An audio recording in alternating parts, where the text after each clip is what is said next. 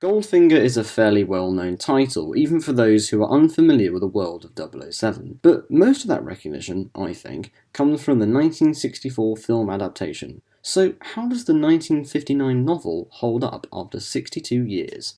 The novel starts in an interesting way, with Bond privately hired by Mr. Dupont. Mr. Dupont had earlier seen Bond during the casino game during the events of Casino Royale, though he may as well have been an entirely original character. There wasn't any need to link him with another Bond adventure. Mr. Dupont is a fairly likeable and decently written character. His mannerisms and quirks were what made the character engaging. It's really great to see Bond working in a capacity outside MI6. Unlike in Doctor No, where the main villain is introduced near the end, Goldfinger wastes very little time when introducing Goldfinger. Goldfinger is a superb character. His way of speaking and his general characteristics are brilliant. His interactions with Bond are a particular highlight. It took some time for Goldfinger's plan to rob Fort Knox to come into fruition, but that doesn't matter because the simple interactions between Bond and Goldfinger made the book so readable. Once Bond is assigned a mission by M, also linked with Goldfinger, the plot feels more like a traditional Bond adventure. The opening with Bond being privately hired by Mr. Dupont is great, if a little different from what we're used to at this stage. M's role is brief but still great. There isn't really much to say about the character in this novel. Jill Masterton's role in the story is much the same as in the later film.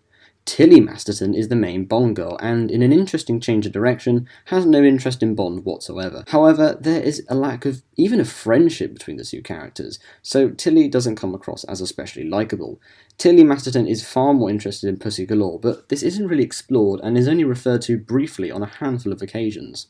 Pussy Galore doesn't get introduced until quite a way through the novel and only has a handful of lines, none of which are especially noteworthy. There's actually surprisingly little to say about Pussy Galore's involvement in the overall story, unlike in the film adaptation. Oddjob is a decent enough henchman. The character does, however, work far better on film. Some of his confrontations with Bond were enjoyable to read, however. Bond is characterised and written nicely in Goldfinger. For whatever reason, Bond seems far more determined in his mission than maybe in some previous adventures. His character doesn't go through some arc, or anything like that, though he is once again pessimistic about his career at the start of the novel, similar to the start of Doctor No. So, Goldfinger is an enjoyable read. It's an improvement on Doctor No, but doesn't quite reach the heights of Casino Royale, Moonraker, or From Russia of Love.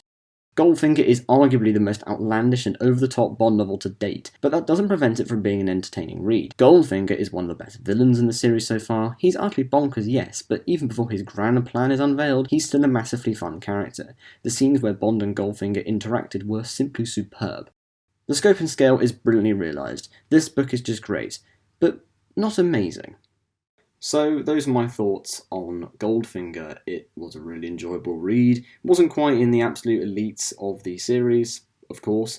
It wasn't, but it was still an enjoyable read. I think that's enough. It was very, at times, quite over the top, and I think arguably it was the funniest of the Fleming novels in an interesting turn of events. I think it was just enjoyable. The dynamic between Goldfinger and Bond is obviously very well realised. I really enjoyed that. It was just pinpoint perfect as far as I was concerned. That could have been most of the book, or that could have been the book. You don't even need to get to a plot. You could have just stopped there of these two blokes interacting in varying scenarios, and that would have been enough for me. It was a really enjoyable read, basically. I haven't really read a book so far in the series, up until now, of course, that's just kind of enjoyable. It's not meaty, it's not really good, but it's not kind of subpar. It's above subpar, but it's below amazing. I think it was an enjoyable read, though. It's definitely not a book I'm going to be particularly keen to revisit anytime soon, though.